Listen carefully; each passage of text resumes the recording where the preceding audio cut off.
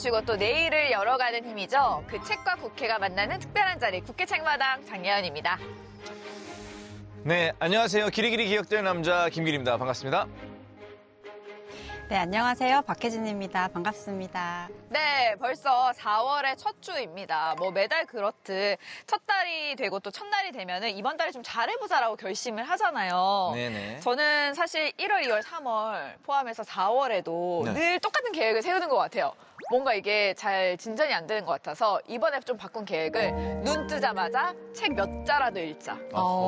근데 이게 희한하게 처음에 읽기가 좀 시작이 어렵지 그냥 한쪽 읽을까 하다 보면은 막 열 몇 장 이렇게 읽게 되더라고요. 맞아요. 정말 한 줄이라도 읽어보자 하면은 사실 한 줄에서 안 끝나잖아요. 네, 맞아요. 정말 한 줄에서 시작돼서 한 장이 되고 두 장이 되고 좋은 것 같습니다. 그런 것이. 네, 무슨 계획 네? 있으실까요? 계획 없으세요? 좋아요. 네. 계획 없는 것도 계획입니다. 근데 사실 이제 나 자신과의 어떤 약속을 또 많이 세우는 것도 중요한 것 같아요. 뭐 살을 이만큼 좀 빼보자. 뭐 다이어트를 좀 해보자. 파마를 좀 해보자. 파마를 해보자. 야식을 안 먹어보자. 한 줄을 좀 읽어보자. 뭐 이런 것들. 그러니까 저도 계획은 뭐 크고 어려운 계획보다는 작은 계획들을 자주 세우고 실패하고 다시 세우고 하는 그 행위 자체가 되게 중요한 것 같아요. 맞아요. 그렇다면 우리 사회가 함께 좀 약속을 지켜보자라고 정한 거는 무엇이 있을까요?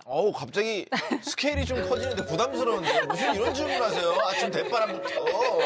사실 이거를 위해서 지금까지 이제 스텝을 밟아온 건데요. 그래요? 바로 대한민국 헌법입니다.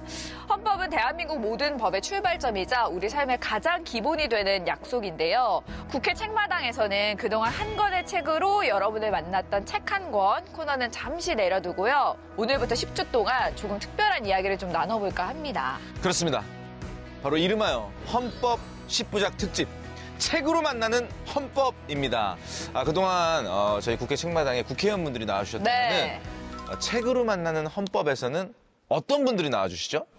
네, 이제 헌법의 가치를 기록해온 분들을 모시고 이제 그분들이 쓴 책을 통해서 뭐 국민의 기본 권리 그리고 시대 정신 또 국가의 존재 이유까지 두루 짚어보려고 합니다.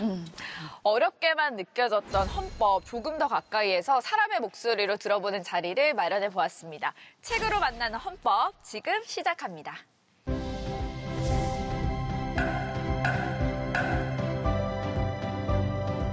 책으로 만나는 헌법. 오늘 첫 번째 손님은 전 국회의원이자 그리고 주 러시아 연방 대한민국 특명정권 대사를 지내신 분이신데요.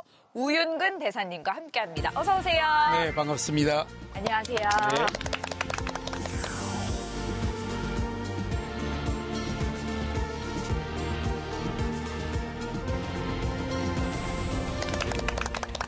대사님 직함이 꽤 많으십니다. 전 국회의원이시고 러시아 대사를 역임하셨고 그리고 석좌 교수도 하셨는데요.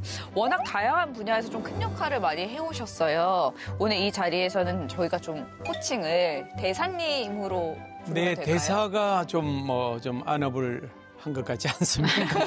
그냥 대사로 불러주는 게 저한테는 큰 영광이라고 생각을 합니다. 좋습니다. 대사님 처음에 헌법을 접했을 때 느낌이 좀 기억나시는지요? 기억납니다. 제가 법학생이었는데 법과대학에서 헌법을 배우는데 두 가지. 하나는 기본권과 통치 구조를 배우거든요.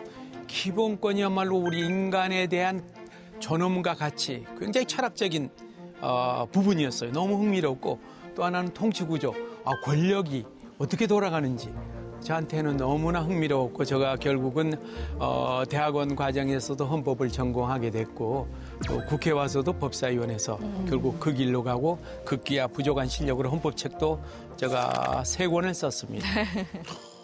이 석좌 교수직도 하시고 또 네. 법무법인 고문까지 하셨는데 네. 이 요즘 학생들이나 젊은 변호인들 만나면서 세대가 좀 달라졌구나 이런 생각이 드시는 게 있나요? 네, 너무 크게 느끼고 있죠. 저희 세대는 아시다시피 아날로그 시대라고 해서 책을 읽어도 뭐 몇 시간 읽어야 하고 글을 써도 몇 시간 쓰지 않습니까?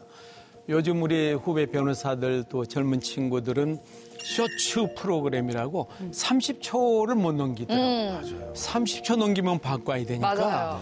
대화도 굉장히 우리는 진중하고 이렇게 오랫동안 하길 좋아하는데 그냥 막 돌아가니까 적응이 쉽지는 않아요.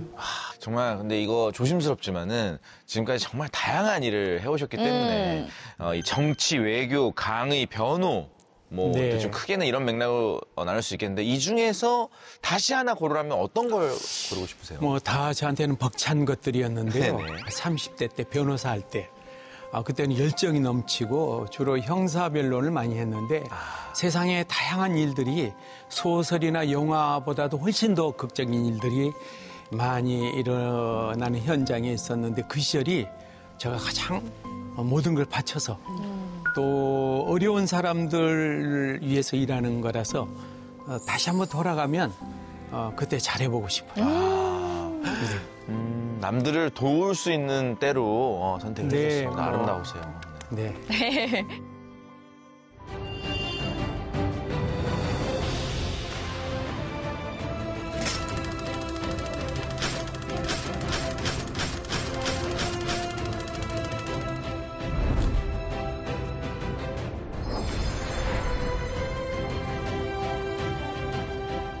국민 앞에 엄숙히 선서합니다.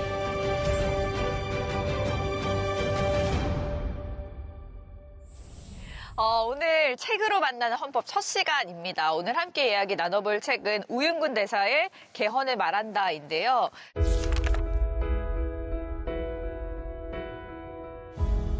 대사님께서 이제 책 소개를 해주시면서 이 네. 코너의 첫 문을 열어주셨어요. 짧게 좀 먼저 소개해 주실까요? 제가 쓴 책은 개헌을 말한다라는 책인데요. 제가 이 책을 쓰게 된 것은 정치하면서 우리 정치가 왜 이렇게 헤매고 있을까. 저 갈 때도 그렇고 저 생각은 지금도 그렇다고 생각하고 있는데 이 헌법, 87년에 제정된 헌법이 너무 낡은 헌법이었는데 제도에 문제가 있는 건 아닌가. 그런 생각을 하게 돼서 이 책을 쓰게 됐습니다. 두 가지 문제가 있다고 생각했어요. 하나는 승자 독식 구조가 문제다. 또 하나는 이 갈등이 너무 많은 나라다. 그래서 이 근본적인 국가를 운영하는 데 있어서 이 두 가지 문제를 해결하지 않으면 안 되겠다. 그래서 나름대로 이 책을 통해서 많은 사람들하고 이 얘기를 해보고 싶었어요. 전문가들하고. 그래서 그런 관점에서 이 책을 쓰게 됐습니다. 편집장님, 헌법을 다룬 책이지만 읽는 방식이 좀 달랐던 것 같아요. 이 책만의 특징은 좀 뭐라고 생각하시나요? 이 개헌을 말한다는 제목만큼이나 내용도 좀 가볍지는 않습니다. 뭐 용어라든지 표현들도 쉽지가 않고 그렇다고 조문을 차례대로 풀이하는 그런 헌법 해설서도 아니거든요. 근데 이 책은 지금의 한국 정치가 왜 이렇게 갈등과 충돌을 반복하고 있는지 그 구조를 풀이하는 과정에서 헌법 개헌의 필요성을 이야기하고 있는 책입니다. 저자는 특히 대통령에게 권력이 집중되는 이제 소위 제왕적 대통령제라고 하는 그런 문제를 가장 중요한 것으로 바라보고 있습니다. 그래서 권력을 분산하고 또 협치하도록 어떤 구조를 바꾸는 점에 있어서 개헌이 필요하다고 주장을 하고 있습니다. 헌법을 바꾸자 하는 부분이 기술적으로 이렇게 이야기를 하고 설득하는 책이라기보다는 한국 민주주의를 조금 더 이제 안정적으로 운영하기 위한 어떤 개혁의 방향을 이제 안내하는 면에서 굉장히 특징적인 책이라고 할 수 있을 것 같습니다. 이 책을 내시고 이 2년 뒤 원내대표 시절 국회 연설에서 개헌은 국정 블랙홀이 아니라 화이트홀이다라고 말씀을 하셨습니다. 이 당시 대통령까지 블랙홀이라면서 우려하던 상황이었는데 굳이 화이트홀이라는 이 자극적인, 이 파격적인 비유를 쓰시면서까지 개헌을 주장하셨던 특별한 이유가 있으실까요? 네, 87년 헌법이 만들어진 이후를 87년 체제라고 하고 있지 않습니까? 그래서 저는 개헌을 어떤 쪽으로 할 것인가는 국회에서 논의하고 국민들하고 충분히 논의를 하면 좋겠다. 그래서 개헌을 논의하자고 늘 주장했는데 원내대표가 되니까 이제 좀 그 목소리가 커졌잖아요. 그래서 그때 개헌을 주장했더니 대통령 쪽에서는 블랙홀이 된다. 왜냐하면 대통령이 열심히 일해야 되는데 개헌이라는 이슈를 가지고 이야기를 시작하면 자기 일을 못한다. 블랙홀에 빠져든다. 이렇게 하셨거든요. 그런데 늘 임기 말이 되면 또 개헌하자고 하세요. 많은 대통령분들이. 근데 임기 말은 오히려 레임덕이 빠져서 다음 대통령을 노리는 분들이 많기 때문에 더 얘기를 못해요. 그래서 대통령 힘이 있을 집권 초기에 블랙홀이 아니다. 그건 국가를 위해서 화이트홀이다. 그 좀 더 나은 미래로 밝은 세상으로 가는 라는 의미에서 개헌은 대통령 집권 초기에 해야 된다라는 주장을 제가 했던 거죠. 방금 말씀하신 이제 화이트홀이라는 표현도 그렇지만 이제 이 책을 보면은 전반적으로 톤이 굉장히 선명하고 명확하다 이런 생각이 듭니다. 이제 보통 헌법 관련된 책이다 그러면 좀 중립적인 입장 그리고 그런 표현들을 쓸 거라는 생각을 하는데 좀 그 점에 있어서 약간 의외였는데 이제 이 책의 가장 앞부분만 봐도 이제 나는 왜 개헌을 말하는가 이렇게 약간 단도직입적으로 시작을 하고 있고 그러시면서 하시는 말씀이 이제 권력구조 개편인데 뭐 불신의 제도와 또 치킨 게임에 몰두하는 국회 이런 표현들이 꽤 직설적으로 받아들여지기도 해요. 근데 이게 애둘러서 표현을 하기에는 정말 전달이 안 되고 그만큼 절박하고 정말 중요한 문제이기 때문에 이렇게 바로 이렇게 전달이 되는 표현을 쓰신 거 아닌가라는 생각도 들긴 하는데 좀 핵심을 짚어서 말씀해 주시면 좋겠습니다. 그렇습니다. 제가 이 책을 쓴 건 그냥 애둘러서 뭐 헌법 이론을 펼치는 게 아니라 핵심적인 두 가지 문제에 천착하고 있었어요. 서두에 말씀하신 것처럼 승자 독식 문제. 선거만 끝나면 대통령 선거가 끝나면 너무나 많은 변화가 일어나고 또 뭐 사법 처리도 많이 되고 이런 문제, 이 문제를 정면으로 짚고 싶었고 또 하나는 갈등이 너무 많은 나라였어요. 제가 원내대표 시절에 조사를 해보니까 OECD 국가가 한 37, 8개 되는데 그중에서 갈등이 제일 많은 나라는 당시에는 터키, 갈등이 두 번째로 많은 나라는 대한민국. 터키는 여러 가지로 동서 문명의 충돌, 또 뭐 여러 가지 종교적인 문제 등등으로 갈등 요소가 많은데 우리는 단일 민족인데도 이렇게 갈등이 많아요. 이것은 뭔가 갈등을 해결하기 위한 구조적인 문제를 해결해야 되겠다. 이런 생각에서 이 개헌의 초점은 승자 독식 문제를 해결하고 갈등을 완화시키는 쪽으로 해야 되겠다라는 점에서 두 가지 문제를 정면으로 거론한 거였습니다. 제가 정치하면서 늘 고민했던 부분은 대한민국이 갈등이 너무 많다고 생각했어요. 그 갈등의 원인이 뭘까? 곰곰이 생각해 보면은 우리는 자원이 부족해요. 그래서 굉장한 경쟁이 세계 최고의 국가입니다. 루저가 되면은 다시는 일어설 수 없고 상대를 물리쳐야 승리자가 되고 공존의 틀을 마련해야 된다. 그래서 그러려면은 우리가 여야가 정치권도 서로 상생할 수 있는 구조를 만들어야 되고 또 양극화 격차가 심한 나라입니다. 부자와 가난한 사람들이 또 많이 배운 사람과 그렇지 못한 사람들이 공존의 틀을 마련하려면 구조적으로 이 체제를 바꿔야 된다라는 게 제가 정치하는 내내 고민했던 분야였어요. 아까 우리 대사님께서 잠시 그 대통령 임기에 대해서 언급하신 적이 있는데 생각해 보니까는 대통령 임기가 왜 5년일까에 대해서 제가 한 번도 생각을 해본 적이 없던 것 같거든요. 두 분은 생각해 본 적 있어요? 저도 아무래도 그냥 이제 책으로 가장 먼저 접하다 맞아요. 보니까 당연히 그런 거 아닐까라고 생각을 했던 것 같아요. 아마 뭐 추측컨대 우리 1987년 당시에는 독재를 막기 위해 5년에 딱 한 번이라는 약속이 최선이었을 것 같거든요. 그런데 왜 지금에 와서는 이 제도가 5년 단임제의 폐해로까지 불리게 된 걸까요? 네. 뭐 이 자리에 계신 여러분들은 87년에 아마 조그만 어린아이였을까요? 저는 안 태어났고요.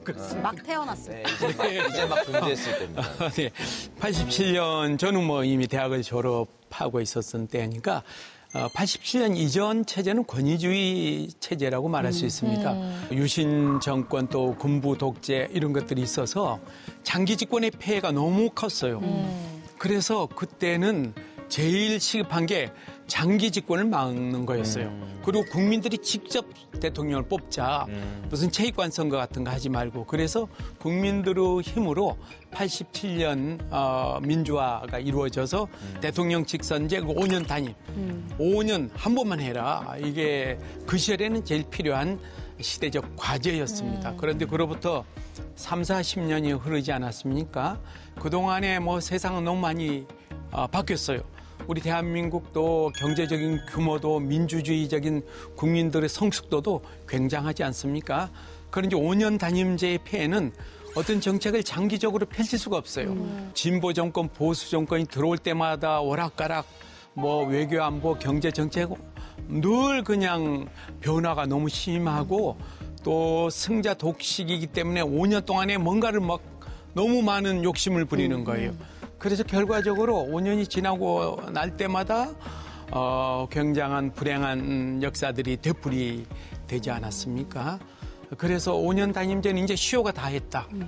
그래서 이제 좀 더 안정적인 정치 구조를 만들 때가 됐다라고 생각하게 된 겁니다. 지금 대사님께서 말씀하신 내용이 이 책에 담겨 있습니다. 그렇습니다. 제가 잠깐 읽어드릴게요. 대통령제가 갖는 내재적인 한계라고 할까요? 더군다나 그 대통령이 제도적으로 권력을 독점할 수밖에 없는 제왕적 대통령인 경우에는 문제가 더 크다고 할 수 있겠습니다.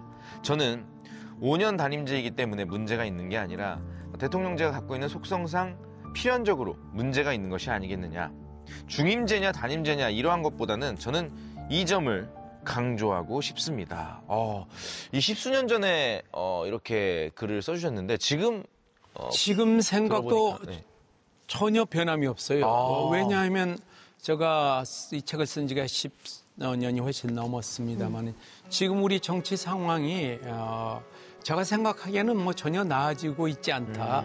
아직도 정쟁이 심화되고 또 정치에 대한 불신이 많은 국민들이 막 경험하고 있을 겁니다. 근본적으로는 우리가 갖고 있는 이 헌법 구조하에서 제왕적인 대통령제가 갖고 있는 문제가 조금 더 고쳐지지 않고 있다라는 게 저 생각이고 10년 전이나 지금이나 그 생각에는 조금 더 저는 변함이 없다고 생각을 합니다. 근데 국민들 입장에서는 이제 솔직히 헌법과 일상이 얼마나 가깝냐라고 물어보면 다 글쎄요. 이렇게 헌법이라는 게 중요한 것인 줄은 알지만 이게 내 일상에서 다 와닿는 문제라고는 생각하지 않는 분들이 좀 있을 것 같은데 이제 국민들이 좀 실감할 수 있는 사례를 좀 하나 들어주시면 어떨까요? 네, 요즘은 뭐 헌법이 굉장히 일상에 가까이 와 있다고 느낍니다. 예를 들면 우리 안전벨트 있죠? 네. 안전벨트를 안 내면 과태료 물죠? 네. 네. 거기에 대해서 이의를 제기했어요. 어떤 국민분이. 이거는 내 생명은 내가 알아서 지키는데 이거 안 맸다고 왜 과태료를 먹이냐? 그런데 헌법재판소에서 네. 물론 개인의 자기 결정권, 네. 내 안전은 내가 행동 후 자유가 있지만 그러나 헌법 전체적인 공익적인 차원에서는 만일에 안전띠를 안 매서 사고가 나면은 기회 비용이 너무 많이 드는 거예요. 구조하러 가야죠, 병원. 그쵸. 그래서 공익적인 차원에서 이것은 과태료를 먹이는 게 맞다. 개인의 자유를 어느 정도 제약할 필요가 있다라고 합헌 결정을 냈고 더 재미있는 게 있어요. 주민등록 번호 마음대로 못 바꾸잖아요. 네네네. 이거 바꾸고 싶어. 안 돼. 네. 그래서 또 헌법 소원을 제기했어요. 네네. 국민이. 그래서 헌법재판소에서 맞다. 이게 절대 주민등록번호를 못 바꾸는 게 아니라 예외적으로 해킹을 당했다든지 내 번호가 노출이 돼서 온갖 범죄에 이용되면 그때 한정해서 바꿀 수 있어. 국민의 기본권을 어느 정도 또 넓히거나 제약하는 게 헌법 구조 안에서 이루어지는 거죠. 너무 설득이 되는데요. 네. 네. 그런데 대사님, 이 헌법에 적혀 있는 문장 자체는 여전히 87년이잖아요. 네. 요즘은 AI도 나오고 화성에 간다고 또 하면서 세상이 거의 몇 배속으로 가는 느낌인데 제도의 버퍼링이 심하게 걸려있는 느낌이 또 들기도 하거든요. 네. 어디가 좀 제일 답답하다고 생각이 드세요? 네, 맞습니다. 우리 대한민국 사회가 아주 굉장한 변화가 있고 또 뭐 K컬처를 비롯해서 경제 규모가 다 이 탑 클래스인데 정치만 계속 정치화되고 있지 않습니까?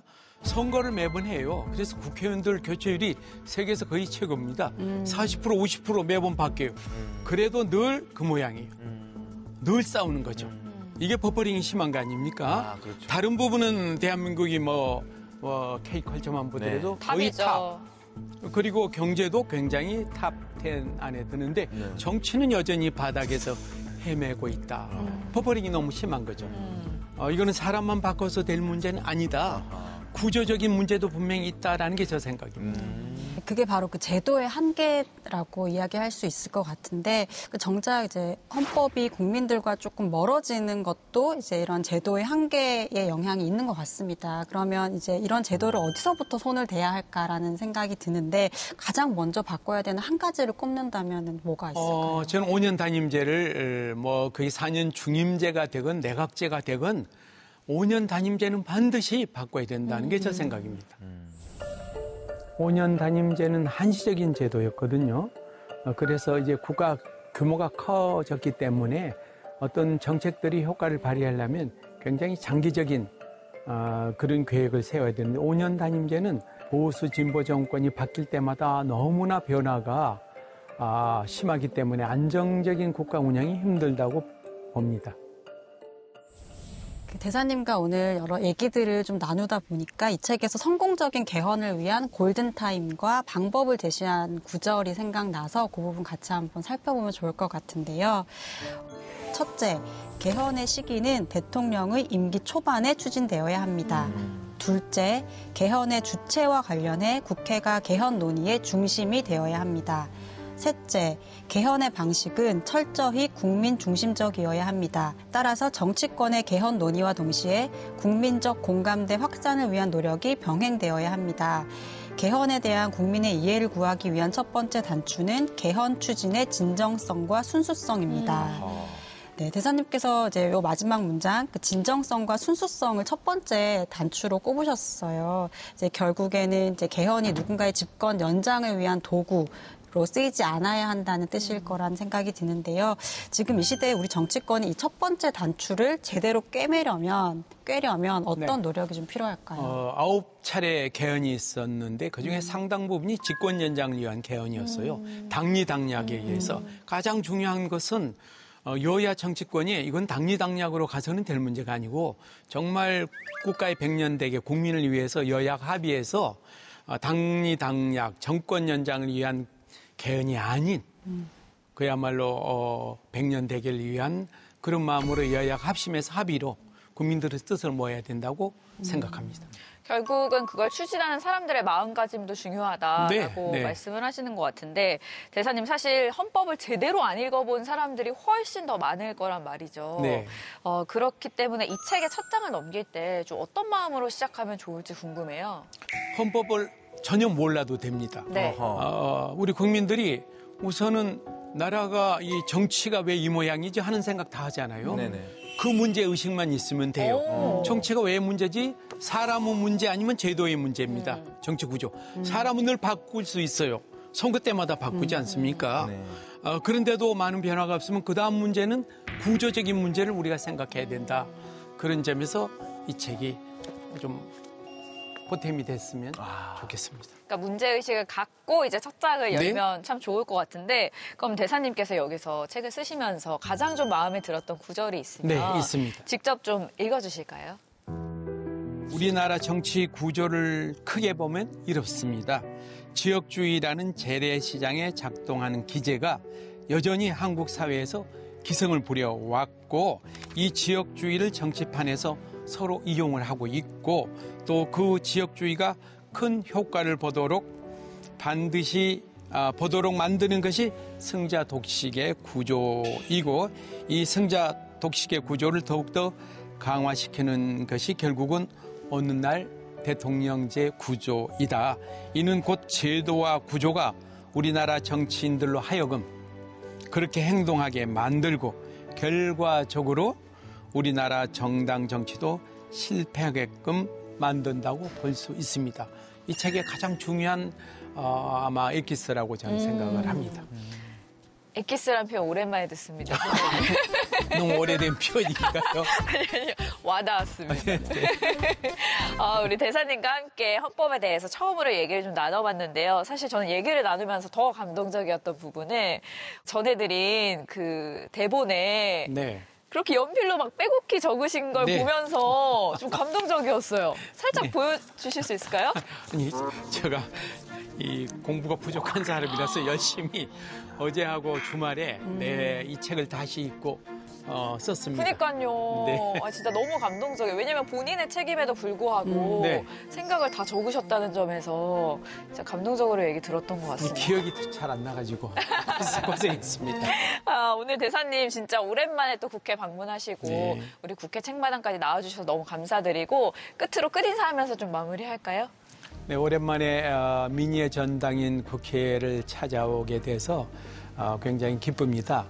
그리고 또 제가 평소에 하고 싶은 얘기를 또 이렇게 기회를 마련해서 감사드리고 다만 제가 정치하면서 너무 부족한 게 많았다라는 걸 밖에서 느낍니다. 동료 후배 정치인들이 여야가 합심해서 좋은 나라를 만들어 갈 수 있도록 기대를 해봅니다. 감사합니다. 대사님 오늘 함께해 주셔서 너무 감사드리고 네, 앞으로 감사합니다. 행보도 응원하겠습니다. 네, 감사합니다. 감사합니다. 네.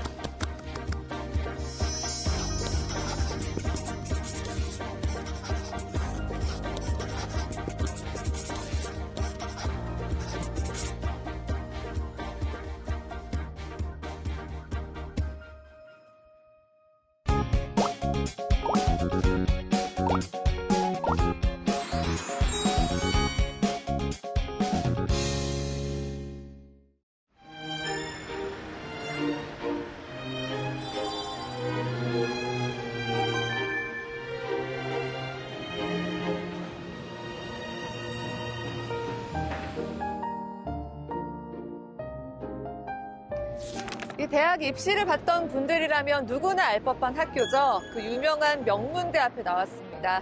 저렇게 샤 조형물이 크게 눈에 띄는데요. 네, 이곳은 서울대학교 입구입니다.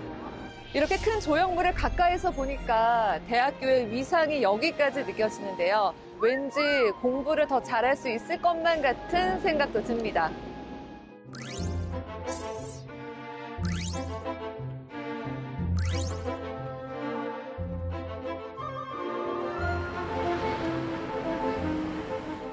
여러분 혹시 그거 알고 계시나요? 관악산에 오르면 운이 풀린다, 좋은 기운을 받아갈 수 있다라는 얘기가 있어요.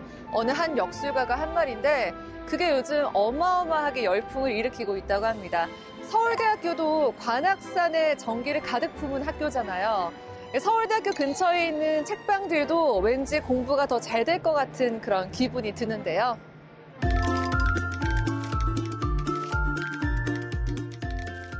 서울대학교 정문에서 대로변을 따라 내려가면 이렇게 대학생들의 먹자 골목이 펼쳐집니다. 서울대 샤를 따서 샤로숲길이라고 불리잖아요. 그 샤로숲길에 관악산과 서울대 정기를 가득 받고 있는 매력적인 책방이 있다고 합니다.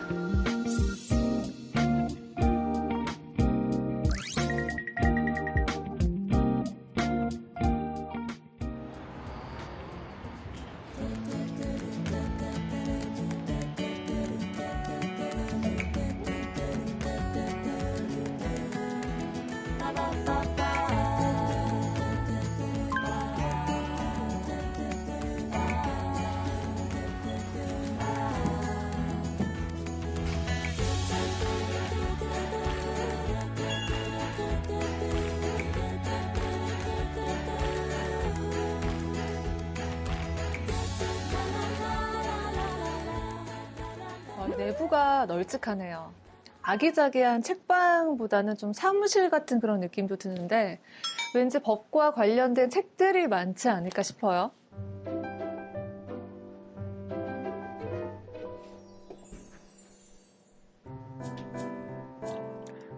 여기는 헌법과 관련된 책들이 있네요.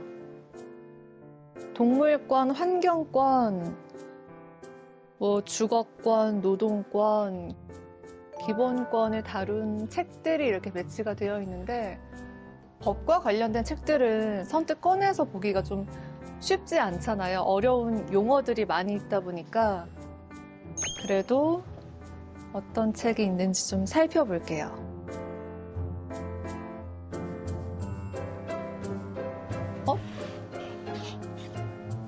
불량 판결문이라는 책인데 제목이 좀 재밌는 것 같아요.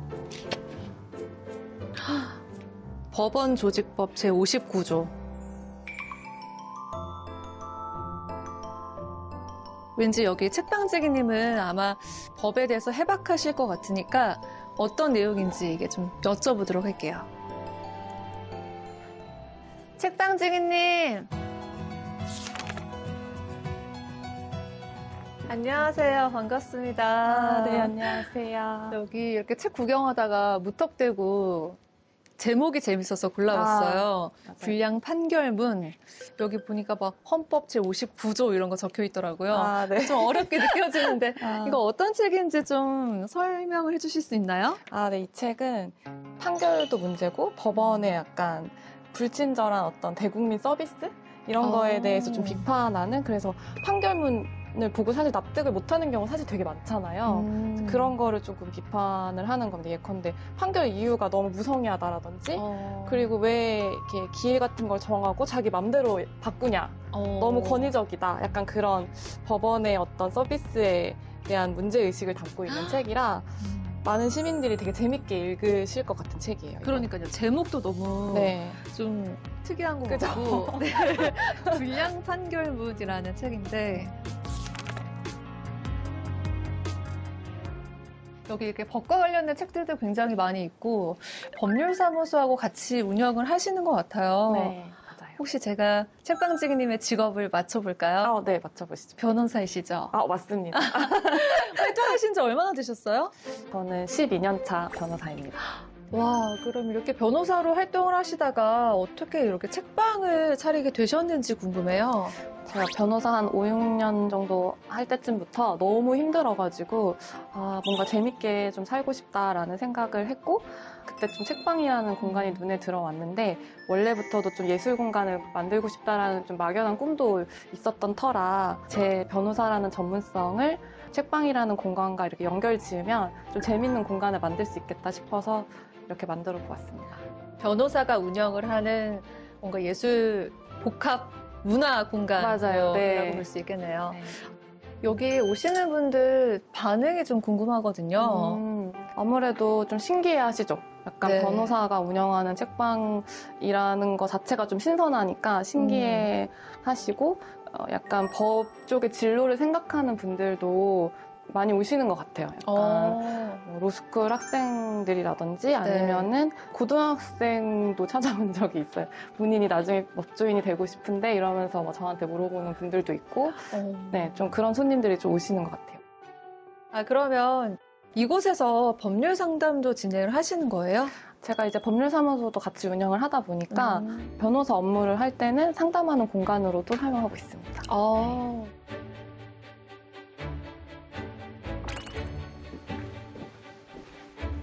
여기가 제 업무 공간인데요. 네. 좀 시청 스타트 이해를 부탁드릴게요. 네. 여기서 업무를 보시는구나. 네, 여기서 그 드라마에서 볼 법한 로펌 변호사의 그런 모습이 막 그려지는데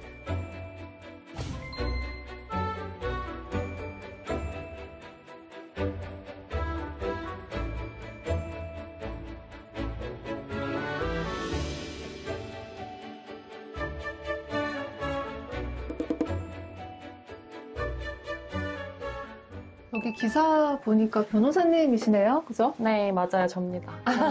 4년 전. 그래요? 네. 이거는 서울대 총동창회 신문에 나온 서울대랑 관련된. 이게 제일 첫 번째로 나왔던 기사. 제가 1월 6일에 문 열었거든요. 와, 열자마자. 네, 미리. 이거는 법률신문에서 이제 이거 보고 연락이 와서 인터뷰했고, 이제 이거는 문 연 지 1년 정도 됐을 때 이제 인터뷰를, 시인께서 인터뷰를 해주셨던 네. 그런 인터뷰. 이런 기사를 보고 또 변호사를 꿈꾸는 분들도 있을 것 같아요, 그죠? 네, 저를 어떻게 알고 좀 변호사 되고 싶거나 법률가를 꿈꾸는 분들이 네, 책방에 오시기도 합니다. 네. 또 이 근처가 서울대잖아요. 로스쿨 학생들도 올 것 같아요, 그죠? 맞아요. 네, 로스쿨 학생들도 제가 이제 로스쿨을 여기를 나오기도 했고, 인권 관련 활동을 제가 좀 많이 하다 보니까 서울대 로스쿨 인권법학회 학생들하고는 조금 더 교류를 좀 많이 하는 편이에요. 그러면 여기 오셨던 손님 중에 좀 가장 기억에 남는 손님 있으세요? 로스쿨 학생 중에서도 뭔가 자기는 전형적인 법조인이 아니라 다양한 다른 모습의 법조인을 좀 꿈꾸는데 제가 이런 활동을 하는 게 되게 인상적이었고 되게 힘이 됐다 이런 말을 해준 분도 계셔가지고 그분들이 또 좀 기억에 남습니다. 변호사님이 롤모델이겠네요, 그죠? 아, 나도 저렇게 돼야지. 그런 분들이 또 이제 밝은 네. 책방 2호점을 낼 수도 있는 거고. 그렇죠, 그렇죠. 그런 거죠? 네네네. 또 그렇게 꿈꿔볼 수 있을 것 같은데.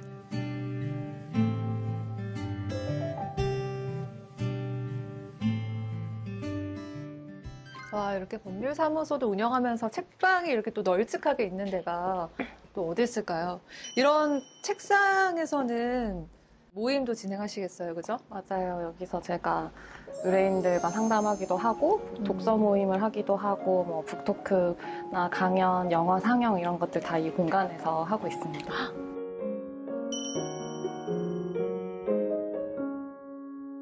이제 여기가 아무래도 밝은 책방, 법률사무소도 같이 운영하는 책방이다 보니까 법과 관련된 그런 모임들도 있을 것 같아요. 변호사님이나 뭐 검사님이라든지 좀 법률가분들이 쓴 책으로 북토크를 좀 많이 하는 편이에요. 그래서 법률과 관련된 강의를 하기도 하고 되게 실용적인 어떤 법률 지식을 알려준다기보다는 약간 기본적인 교양을 쌓는 느낌이라서 다양한 분야의 쉬운 그런 법 강연을 하고 있습니다. 또 이렇게 책방 운영하시면서 보람된 일도 많을 것 같아요. 재밌으세요? 저는 너무너무 재밌게 하고 있고 사실 막 책방 하면 이거 사실 사람들 책도 잘 안 읽는데 네. 이거 되겠냐 사실 이런 되게 우려 섞인 시선도 아직도 많이 있는데 저는 그래도 되게 만족하면서 하고 있고 왜냐하면은 제가 관심 있는 어떤 주제를 가지고 다른 사람들과 함께 이야기를 나눈다는 것 자체가 너무 즐거운 시간이고 보람을 느낄 때는 그 와주신 분들이 너무 재밌었다, 많이 배우고 갔다 이런 말씀 해주실 때 되게 뿌듯합니다. 제가 생각하기에 되게 바쁠 것 같거든요. 네. 업무 병행이 좀 어떻게 이루어지는 건지. 변호사 일하다가 너무 스트레스를 받는다, 너무 힘들다 하면은 책방에서 뭔가 재밌는 걸 해볼까 약간 이렇게 흘러가요. 근데 여기서 또 스트레스가 풀리네요. 풀려요. 네. 같이 이게 맞아요. 부합돼서. 네. 그래서 제가 제 책방은 저의 놀이터다 이렇게 말을 하고 있어요. 네, 스트레스 받을 때 여기서 제가 하고 싶은 거 하면서 스트레스 푸는 거죠. 네, 그렇습니다.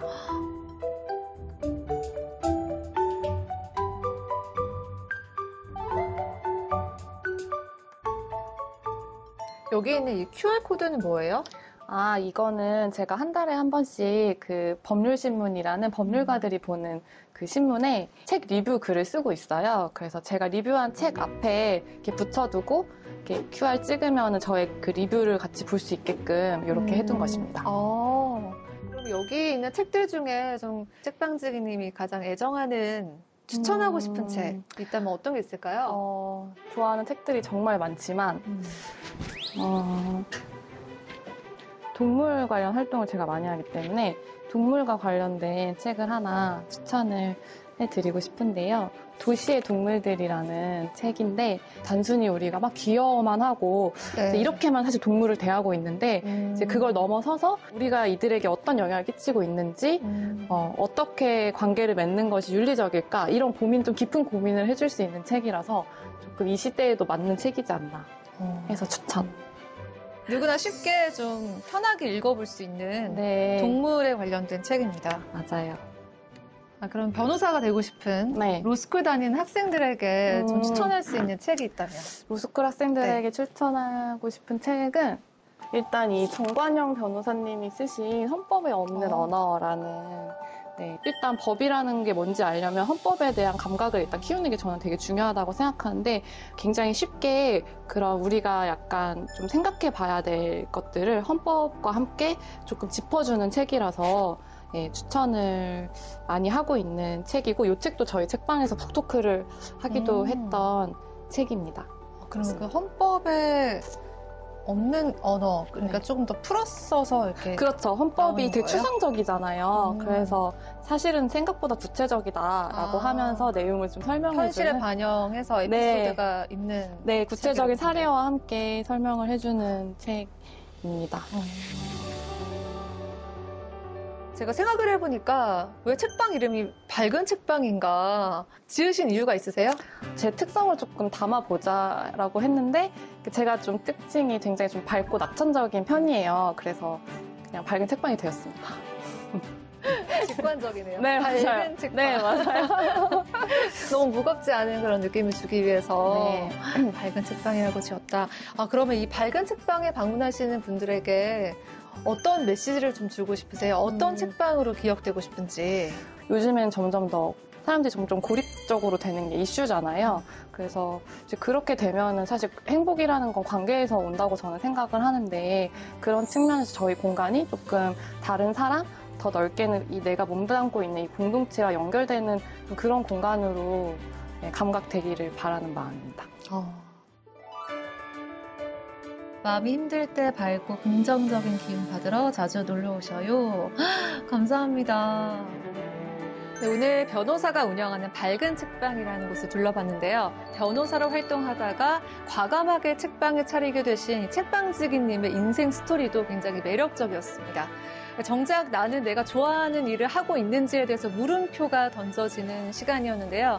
여기 방문하시는 모든 분들에게도 저처럼 물음표가 던져지는 그런 시간이 되길 바라겠습니다. 밝은 책방으로 놀러 오세요.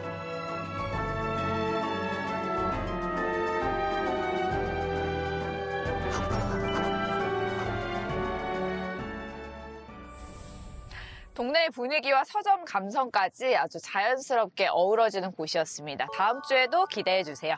자, 그럼 계속해서 이어서 이번 순서는 기리 씨가 준비한 시간이죠? 아마 이 얘기를 꺼내면 여러분 모두 말도 안 돼! 벌써? 시간이 그렇게 흘렀다고? 하고 놀라실 겁니다. 왜죠? 여러분 기억나십니까?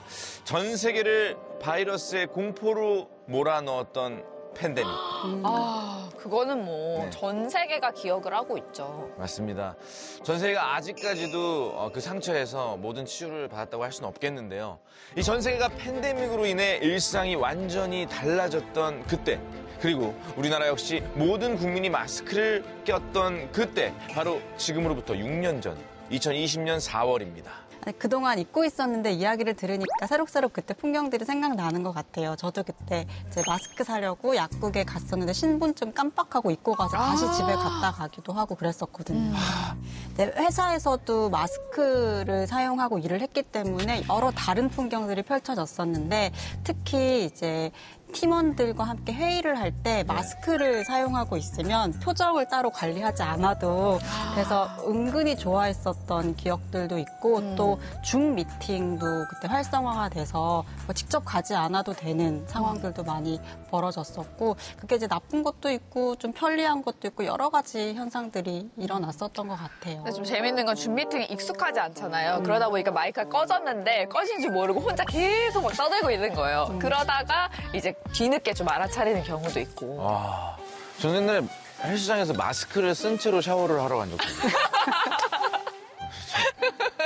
철저히 시켰네요. 네, 그 정도로 철저히 지켰었는데 그때는 누가 코로나19에 걸렸다고 하면 자세한 동선이 막 뉴스에도 나오고 문자 맞아. 메시지로 공유도 되고 난리가 아니었습니다. 진짜 지금 생각하면 아찔한 것 같습니다. 네. 식당도 마음대로 못 갔었고 또 카페에서 마주 앉아서 얘기하는 것도 이제 굉장히 일상적이지 않은 특별한 일이 됐었고 또 이제 회식 같은 거 하면은 이제 9시 전에 다 끝나는 것도 굉장히 다른 풍경이었죠. 네. 지금 돌아보면 정말 불편함이 너무너무 많았지만 일상의 소중함을 좀 깨닫게 하는 시간이었던 것 같아요. 그래서 오늘은 이 마스크 너머로 서로를 바라보던 그 시절, 일상의 소중함을 깨닫게 해준 2020년 4월로 떠나보겠습니다. 2020년 4월, 사람들에게 많은 사랑을 받았던 책 10위는 전승환의 내가 원하는 것을 나도 모를 때입니다. 오, 전승환? 네. 이분 유명하신 분 아니에요? 혹시 정승환 씨로 착각하시는 거 아니에요? 아니요. 아닌가? 이분 그 출판사 대표님이에요. 제 책 낸 출판사 대표님이 베스트셀러 작가거든요. 정말요? 네, 맞아요. 이분 되게 유명하신 분이잖아요. 오, 기억이 이분이 납니다. 이 코로나19 때 이런 책을 쓰셨던 거군요. 그렇네요. 네. 근데 이 제목이 딱 그 시기랑 좀 잘 맞는 것 같아요. 네네. 우리 전승환님의 내가 원하는 것을 나도 모를 때는 왜 이렇게 불안한지, 왜 자꾸 흔들리는지 스스로에게 묻는 순간에서 출발합니다. 작가는 우리가 길을 잃은 게 아니라 내 마음을 제대로 들여다본 적이 없어서 헤매는 거라고 말합니다. 근데 정말 딱 여기까지 말하고 질문을 던집니다. 그래서 지금 당신 마음은 어떤가요? 라고요. 근데 사실 이게 좀 어려운 것 같아요. 나에게 내가 지금 어떤 상태지라고 묻는 게 좀 낯설긴 하잖아요. 우리 혜진 씨는 지금 어떤 상태일까요? 근데 상태에 대한 질문을 받으면 항상 그 어떤 상태가 좋은 상태다라는 생각에 매여 있어서 힘들었던 것 같아요. 그래서 내가 어떤 상태다라는 걸 스스로 이제 계속 묻고 답할 수 있으면 그게 가장 좋은 상태가 아닌가 싶습니다. 되게 명언을 정말 뜻밖의 명언을 해주셨습니다. 맞죠? 상태가 안 좋을 수도 있는 거죠. 많은 분들이 좀 비슷하실 것 같은데 계속 찾아가고 있는데 선뜻 결정은 못하는 그런 상태. 남들 속도에 맞추느라 숨가빠서 정작 내가 뭘 원하는지는 뒷전이었다는 거죠. 이 책도 2020년 출간 당시 일상이 멈추고 미래가 불확실하던 시기와 맞물리면서 큰 공감을 얻었습니다. 네, 이렇게 거창한 성공담이 아니라 이제 지금 왜 이렇게 불안한지 그 감정을 정확하게 짚어줬기 때문에 제목 그대로 내가 뭘 원하는지를 모르는 상태의 사람들한테 직접적으로 닿았던 게 아닌가 싶습니다. 네, 맞습니다. 사실 우리 인생이 늘 결제 버튼 앞에서 망설이는 장바구니 같잖아요. 이게 맞나? 사고 나서 후회하는 거 아니야? 고민만 하다가 밤새우고. 자, 여러분, 고민은 배송만 늦출 뿐. 내 마음이 뭔지 모르겠다면 일단 이 책부터 읽어보시는 게 어떨까요? 2020년 4월 독자들에게 사랑을 받은 책 5위는 일본 미스터리의 거장 히가시노 게이고의 농나무의 파수꾼입니다. 이 작가 딱 떠오르면 범인 찾기를 다들 제일 먼저 생각을 하실 것 같은데 이 농나무의 파수꾼은 어떤 내용인지 좀 감이 안 가요. 네, 이름만 들어도 사실 이렇게 막 흥분이 될 정도로 아주 유명한 우리 작가님이시죠. 히가시노 선생님께서 이번에 칼 대신 나무를 들고 오셨습니다. 농나무의 파수꾼은 히가시노 게이고의 작가 데뷔 35주년 기념작인데요. 인생 밑바닥을 치던 청년 레이토가 교도소 대신 의문의 농나무를 지키는 파수꾼이 되면서 시작됩니다. 사람들이 그 나무에 와서 기념이라는 이름으로 소원을 비는데 이게 그냥 기도가 아니라 누군가에게 전하고 싶은 생각을 맡기는 거거든요. 생각을 맡긴다라는 네. 표현이 너무 예쁜 것 같은데 네. 나무에게 맡기는 이유가 있을까요? 그러니까 우리가 살다 보면은 이제 말로 전할 수 없는 진심들이 있지 않습니까? 뭐 너무 가까운 사이지만 너무 가깝기 때문에 이야기하지 못하는 것들도 있고 또 타이밍이 늦어서 이제 해야 할 말을 놓치는 경우들도 있는데 그런 간절함을 이제 나무를 통해서 전한다라는 설정이에요. 맞습니다. 히가시노 게이고 전매 특허인 궁금증 유발은 여전히 존재합니다. 저 사람은 뭘 빌었을까? 저 소원은 뭐지? 퍼즐 맞추듯 따라가다 보면 가족의 사랑이라는 커다란 그림이 완성됩니다. 2020년 당시 삭막한 현실에 지친 사람들에게 판타지 같은 따뜻함이 큰 위로가 됐던 것 같습니다.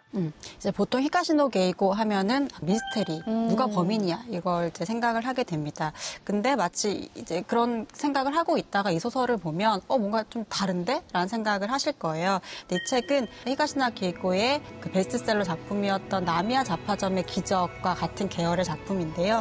판타지 휴먼 드라마라고 할 수 있습니다. 좀 따뜻하고 감동적인 이야기인데 그럼에도 불구하고 히가시노 게이고 전매 특허인 이제 스릴러 같은 궁금증. 도대체 일이 왜 벌어지는 거지? 이 특징은 그대로 가지고 있기 때문에 게이고의 팬이라면 재밌게 읽을 수 있는 그런 소설입니다. 우리도 남들한테 말 못할 비밀이나 소원 하나쯤 다 있잖아요. 그렇다고 동네 나무에 붙잡고 소원 빌고 그러시면 안 돼요. 이상한 사람으로 동네에 소문나요. 2020년 4월 가장 많은 사랑을 받은 책 1위는 대한민국을 해빙 열풍으로 몰아넣었던 이서윤, 홍주연의 더 해빙입니다. 책은 뭐 워낙에 유명하죠. 네. 이 책을 미국, 러시아, 일본 등 21개국에 판권을 수출했습니다. 세계 최대 출판사인 펭귄 랜덤하우스에서 먼저 출간을 제안했을 정도로 인기가 많았던 작품입니다. 네. 더 해빙은 내용이 정말 심플하면서도 강력합니다. 우리가 보통 이번 달도 카드값 장난 아니네 막 한숨 쉬면서 걱정을 하잖아요. 근데 이 책은 나한테 이 돈을 쓸 능력이 있구나 하고 나에게 있음, 즉 해빙에 집중하라는 겁니다. 불안해하지 말고 그 기쁨을 누리라는 거죠. 이게 정말 그 생각 한 끗 차이인 것 같아요. 네. 그러니까 돈이 없다는 결핍, 그러니까 내가 가지고 있지 않은 것에 집중하면 내가 너무 비참하고 불행해지니까 그러지 말고 그냥 가지고 있는 것에 감사하자. 이제 이렇게 생각을 하는 건데 그러면 이제 삶의 태도가 달라진다는 거죠. 그러니까 아이디어가 너무 좋은 것 같아요. 그럼 이제 막 돈을 쓰면서 기뻐해도 된다라는 거잖아요. 네, 그게 포인트입니다. 돈을 막 쓰세요가 아니라 내 마음의 편안함을 따라가라는 거죠. 예를 들어서 뭐 우리가 얼굴이 너무 부었어. 부었는데 어떻게 하는 게 아니라, 나 부었는데도 이 정도 예쁘네? 하면서 내가 가진 것에, 내 편안함에 집중하라는 거죠. 실제로 이 책 읽고 일명 헤빙노트를 쓰신 분들도 많았대요. 헤빙노트 혹시 들어보셨나요? 완전 처음 들어봤어요. 처음 들어봤어요. 네. 이 헤빙노트는 뭐냐면요. 저 부자 되게 해주세요가 아니라 돈을 쓰면서 내가 느낀 긍정적인 감정을 정리하는 건데, 10,000원이나 썼네가 아니라 와우! 커피랑 케이크를 사 먹을 만큼 돈이 있네! 이렇게 내 회로를 바꾸는 훈련입니다. 저자는 이 기쁨의 에너지가 더 큰 불을 끌어당긴다고 말합니다. 왜 성공한 사람들 얘기 들으면 언제 돈 번 거 좀 실감하느냐 이런 얘기들 하잖아요. 약간 메뉴판에 그 가격 안 보고 주문할 때 이럴 때 좀 느끼는 것 같아요. 맞아요. 그런 적 두 분은 있으신가요? 맨날 봐요. 가격부터 봐. 네, 아직까지는 저희는 양이나 가격에 좀 집착하는 스타일인데, 그렇다고 나 돈 있어 하고 골든벨을 막 울리고 그러시면 안 됩니다. 그거는 우리끼리 있을 때만 울리시고 진짜 내 마음이 편안한 곳에서 기분 좋게 에너지를 써보시길 바랍니다. 지금까지 2020년 4월 독자들에게 사랑받은 베스트셀러를 알아봤습니다. 지금까지 김기리의 그때 그 책이었습니다.